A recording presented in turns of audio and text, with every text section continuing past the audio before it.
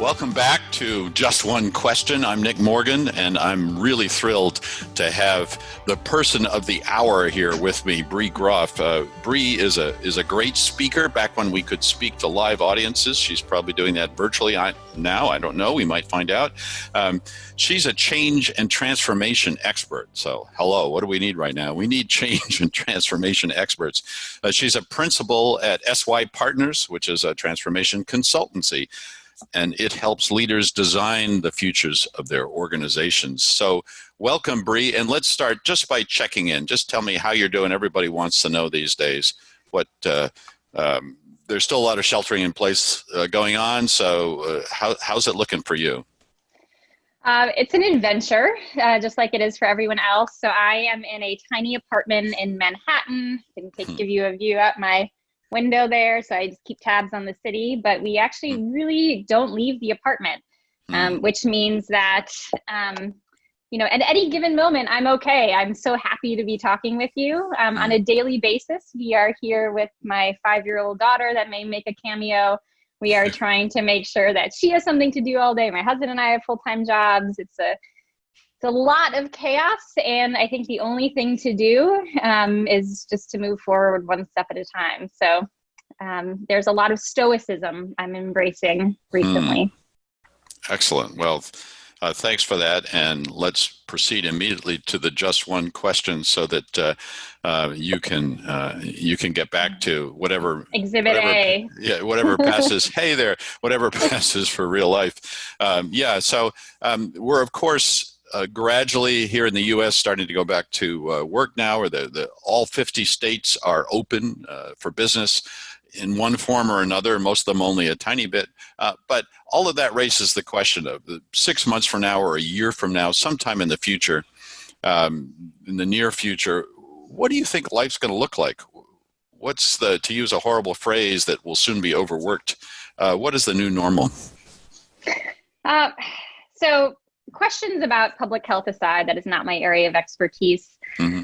What I expect, and actually I'll say what I'm hopeful for more than what I think is true. What I'm hopeful for is that we can tear away some of the very sticky legacy narratives that we've held about what it means to run a business, what it means to go to work, what it means to dress appropriately with zippers and waistbands. And, we've been talking a lot about within our own organization and with the leaders that I support of what are we've been using the term naked emperors. If you know the story, what are the sort of assumed truths that we all hold that actually aren't true?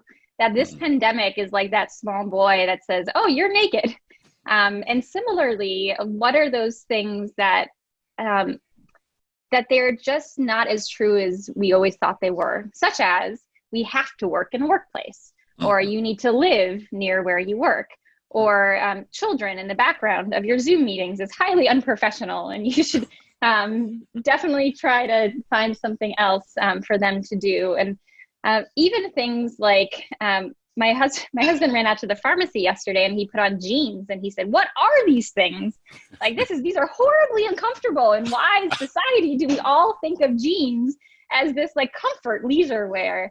And so what I hope is that we can start to dismantle some of those truths that just aren't serving us anymore, perhaps not serving us in the way that we want. And I expect that in 6 months from now, there's actually many companies who are already saying you never have to come back to work. You can work remotely forever. And so I expect that there will be more shifts because now we know what's possible. It took a pandemic to tell us that there are new ways that we can live our lives that actually do work. And I think that's exciting. So maybe you'll see fewer women wearing makeup, or fewer men wearing ties, or maybe more children in the office if you are back in the office. And just it's an opportunity. There's a lot of loss, there's a lot of grief, but also in that there's a real opportunity for reinvention. And that's the bit that excites me. So maybe more stretchy pants. Who knows? Maybe more top hats too. Maybe everyone comes out of this and just wants to wear a bow tie, and I think that's great too. You know, the point of it is that we can create our own rules. There are far fewer rules in the world than we actually imagine. So that's what I hope for. Oh, I love that answer, Bree. Thank you so much. It's so hopeful, and it's so characteristic of your open and courageous attitude toward the future. Everybody watching this should understand why Bree is such an amazing change expert.